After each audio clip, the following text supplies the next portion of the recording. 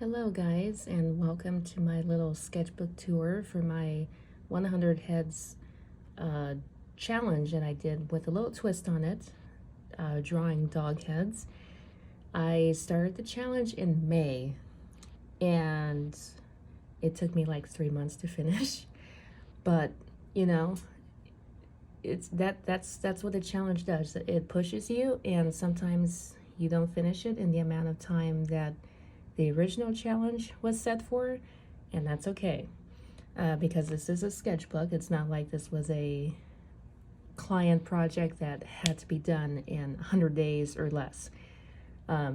So for those of you who don't know about the 100 Heads Challenge, I believe someone started it. It's always started by someone, right? But someone started it and they drew like caricatures or heads, human heads, and they did like different poses. And I think the point of the challenge is you're supposed to draw 10 heads a day for 10 days, hence the 100 heads. Now, I tried to do at least 5 heads a day, and sometimes that was a bit of a challenge or burnout because basically I went into this challenge unprepared. But I will show you how I progressed. So you can see I started this challenge in May. I did a little washi tape and said, May challenge, woohoo! I was so super stoked. And actually, I didn't even, the thought to do 100 heads didn't really cross my mind till I was doing some little doodles. And then I think I did this guy, and I thought, I should probably practice dog heads. So, pardon the noise, got some traffic going on behind me. So I did this guy, and I thought, I should practice doing like dog heads because I've been out of practice. I've had a massive art block for months because I used to draw like almost, not every day per se, but I would draw enough. And like maybe I did this guy and maybe these two guys, and this was like a while back. But I thought, my faces could really like use some work. So I decided, why not try dog heads? Because it's a subject I already know. Human heads, no. That's gonna be a pass for me for now. I might do it at some point in the future just to practice, and I apologize in advance for any car noises or anything you hear, because there's some golf carts that drive right behind where I'm at, and some of them are rather obnoxious, so I apologize in advance. So yeah, I did these guys on May 7th. And I was gonna keep track of like each day when I did them, but I think, yeah, some of them I kind of skipped out on. I don't know if I guess I did all these on May 7th, and yes. So, I did 1, 2, 3, 4, 5, 6, 7, 8. Yeah, that was my cap for day 1, I guess, or day 2, depending on how you look at it. And I wanted to really try getting like different dog heads. Like this one was supposed to be a corgi. I don't know what you think it is, because when I see it, I don't see a corgi. I see like a cat or something, and something happened with the eyeballs. It's a little weird, but this is a sketchbook, so it's good to like get out the idea and then look back later and reflect and say, I could have done this better, or the face should have had a little bit more features. The eyes needed like a little bit more features. Do that next time.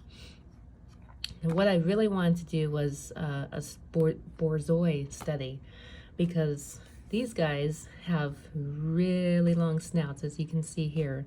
And this is from someone on Instagram. They go by Loop Snoot, and they have like a ton of borzoi pictures, which was fun for like the few days that I did Borzois. I think I did like 4, I might have done 5 later, I'm not sure, but I did this one with the color backing on it, and I was surprised that it didn't bleed through again.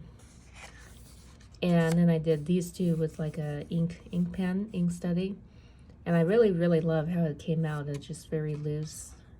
This was a different Borzoi page.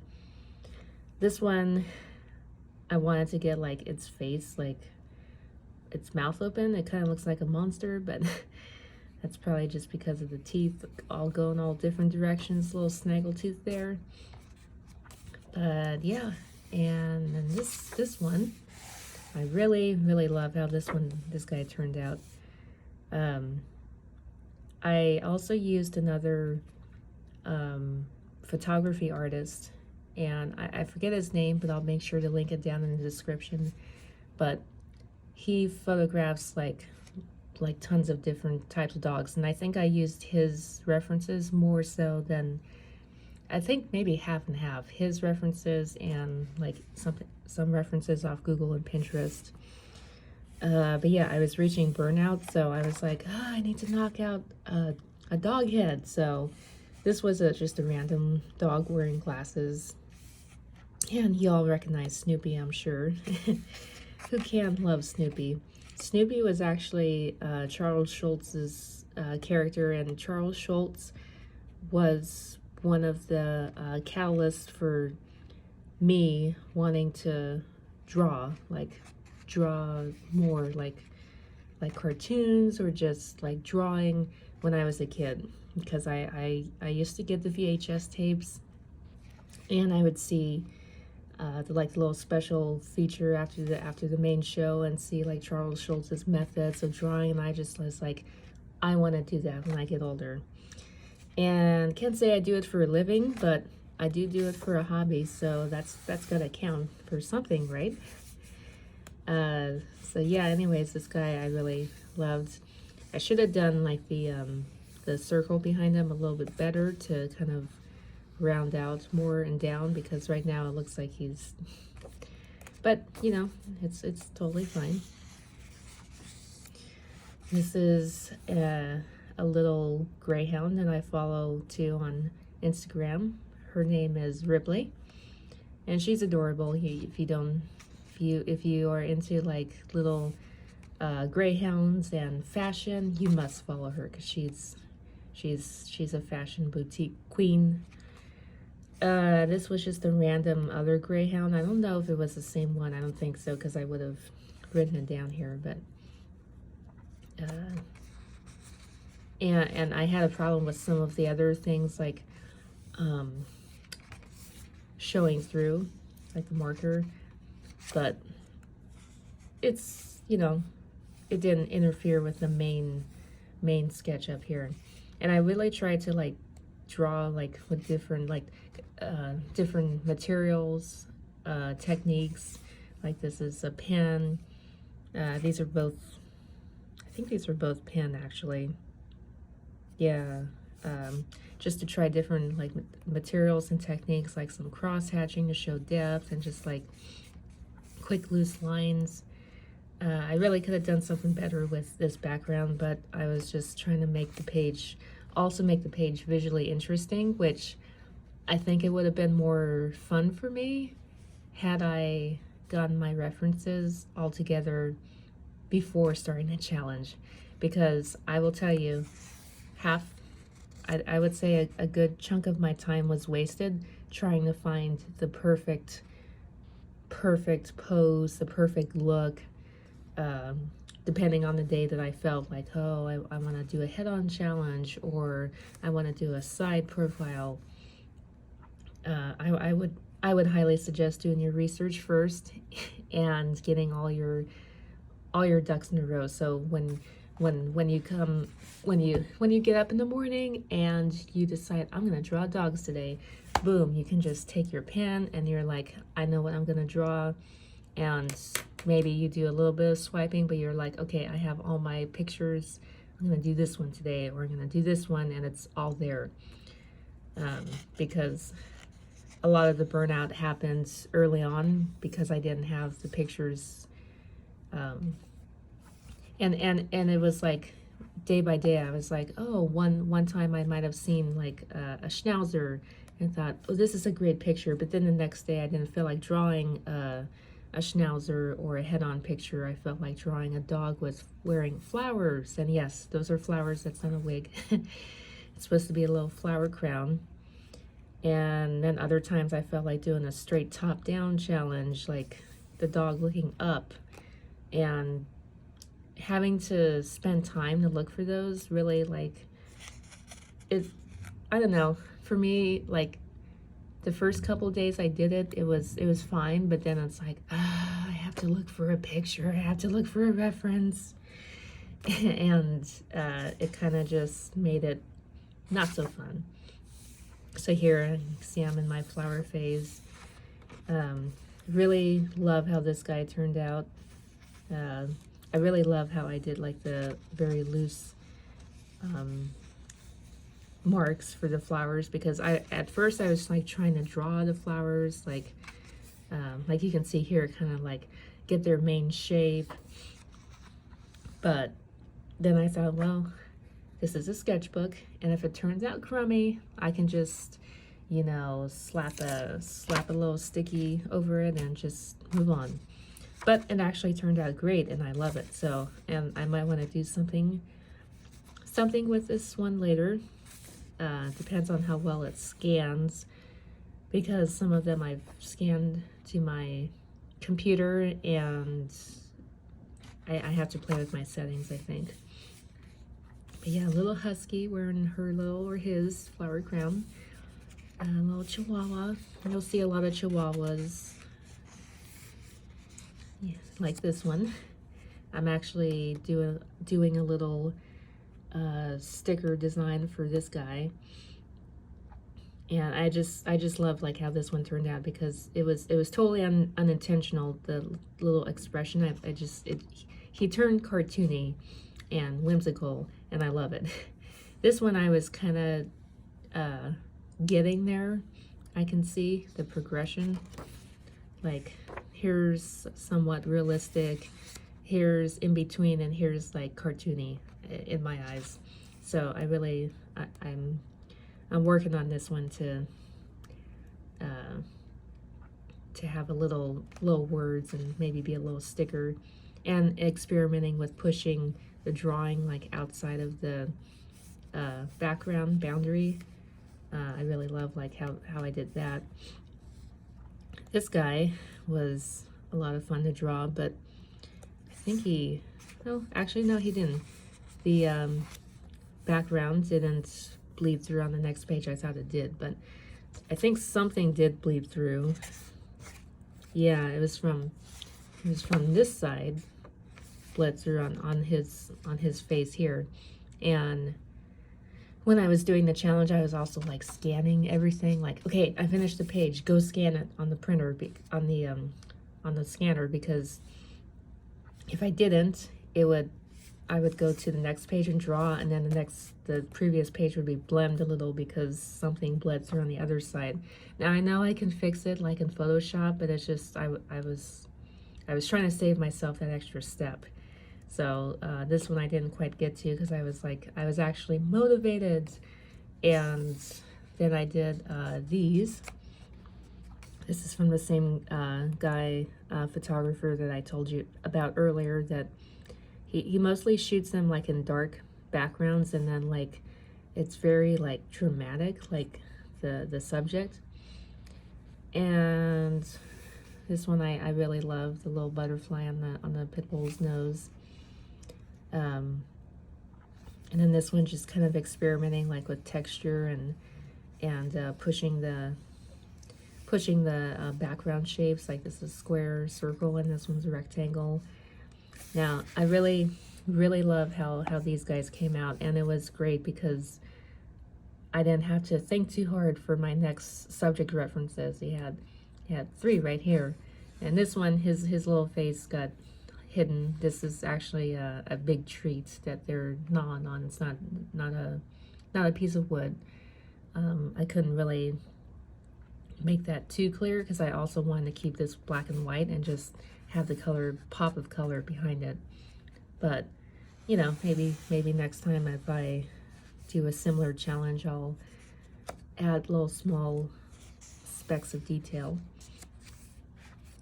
Now, this guy I really love. He's a Shiba Inu, and you know, those guys are pretty happy for the most part, and I just love how he came out. You can kind of see here he's got and this was totally unintentional too, but just the way that he's happy and his little eyebrows kind of arch into a heart. He's definitely going to be my next potential sticker design. And then we got a little terrier of some sort. And like I said, I was trying, I think, yeah, these are all pencil sketches. And then I was just trying like pencil sketches with different pops of color behind them. And I made a note to myself because this one, I don't know what happened. And I kind of see like the ears, like they don't really line up.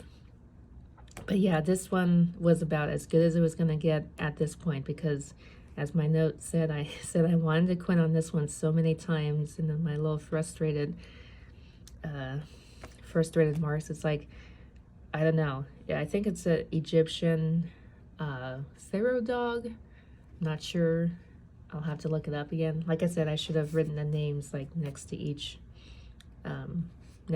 head, but like this one I had no problem with, which is funny because it's like this one would seem to be more straightforward than this one. I think it's like a hairless dog, you know, that they have little, or crested hairless, I'm not sure. But yeah, this one, it just was not working. Like his ear, jaw muscles, it just would not come together, would not. And I erased it so many times, and I was just gonna like scratch it and just move on to the next page. And I thought, okay, if I draw it one more time and it sucks, I'll move on to the next page. And I didn't. And then I thought, oh, this isn't too bad. Put a little pop of color behind it. Okay, move on. And now looking back at it now, I'm like, wow, that wasn't, I mean, I know because I struggled so hard with it. Like I just hated it. Like I would not look at it. Like everything else looked great except for that one. But now I'm like, it's okay. It's not my best, but it's okay. And then we have some other sketches. I really like how this one turned out. I'm not sure, maybe it's just because the purple pen that I used with the purple deco marker, it just like really blended well together. I think it looks very not graphic, but just like something you'd see in a comic, maybe just how it was outlined. And yes, I have another pug because I just love pugs, and no dog drawing challenge would beat my dog drawing challenge if I did not include some pugs or some Frenchies or Chihuahuas. This is a Chihuahua too, but it's funny because it doesn't look like one. He looks like he's very disturbed or maybe he's just not having a good day. But yeah, some other sketches. This was actually a acquaintance's dog that I did complete later as a watercolor drawing, and I included, I decided to cheat because I have drawn this dog twice. So I did the initial sketch just to like practice drawing her, and then I finished the bigger drawing, and then I did a printout of the dog and then pasted it into my sketchbook to count as a head, because I'm like, you know, I've earned it. And like about after this page, after the next few pages is when I really started to get burnout. So if you can see that in the sketches, then yeah, like this page turned out really good. I really love it. Like this could have had a better background, but his expression was great. This one I really love because I'm also trying to experiment, like stepping away from realism, I guess, because I'm too much of a perfectionist.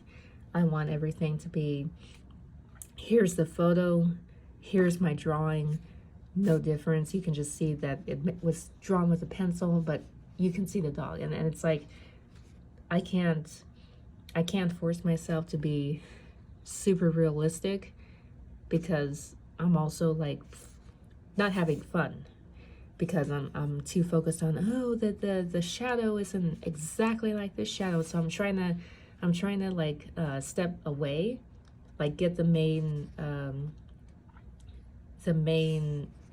composite of the picture, but then I have some fun with it. Like this one was a little dog in a not a teacup, maybe it was a teacup, it was a little baby Boston Terrier, I think. And I thought, well, I'm not gonna have room to draw the teacup here. I mean, I could, but then it would look kind of weird unless I put the handle out here, but then that's also taking away room because I was also trying to, as I said, make each spread kind of interesting. So like some spreads I have like, you know, only 3 or 4, and then this one I have like 6. So I was trying to do like, you know, big and small, small, small, small, big, large, small, you know, just make it interesting. And again, if I had all my references saved in one place ahead of time, that would have really helped make this a little bit easier. But yeah, like this guy, I think he had his mouth open, but I thought, what would happen if I just like have his eyes closed and a smile on his face, like he's content. And I like how it turned out, so I added a little background behind him. And I'm probably gonna experiment with this one for a stick or two. This one is not very, I don't know if you can see, no, that's not a ball. That's supposed to be a bubble. And I feel like if I had maybe color or something, added color, it might have translated better. But you can still kind of get the gist of it. He's a goofy dog looking through a bubble. And then I had like this one, I'm not sure what kind of, that's not a Borzoi, it's like a Afghan hound, I think. Because I really love like their ears and how they're just so flowy and silky and have the best hair of any dog, I think. And yes, another pug, because again, just can't do it without having a few pugs, even if they're on the same page. Although this one's noticeably happier than this one, maybe because the yellow, I don't know. You got a derpy dog wearing I think it was like palm fronds on his head. And see another pug, and no, that is not a pug. That's like a the Shar-Pei, I think. Those wrinkly dogs that you're like, is there a dog in there, or is that just wrinkles? And yes, I think this is where I lost my mojo. Like I drew this guy, and it was good, and then I was like, let me push myself to do one more, and I got his little bootay. It's supposed to be a Dalmatian wearing fire boots or rain boots, but yeah, I got part of his head, so it counts. It totally counts. Come on, people, it counts. And I did another corgi, and I think these turned out so much better. This one's a little but this one turned out so much better than that first one I showed you guys. Like, if you can see the difference. Yeah. See, like how the head is more defined in the jaws, and their head shape is more, it's definitely a lot better. It's not there yet, but it's a lot better. I did a terrier. This was a lot of fun to do, just scribbling. I don't know, it's like very cathartic, like the hair, like just scribbling away. That was very fun to do. And I did like a Great Dane. And of course, Bullseye. He's like my favorite, one of my favorite, like, what would you say, call that, like brands that use animals. So yeah, I had to include him. Then I did another one down here. This one, it turned out okay. He looks a little monstrous, but he turned out okay. Don't tell him that. And I did like a Doberman, and I think I tried another Shiba. This one kind of didn't. See, this is kind of where I was losing my mojo a little more. I was just like knocking out sketches, and this one turned out semi-okay. It was a lot very cartoony. It's supposed to be a dachshund. This one was a terrier, and like I said, yeah, something bled through from the other side, but maybe if I had done it like in a different medium, or put something over behind this, I don't know. But hey, it's live and learn.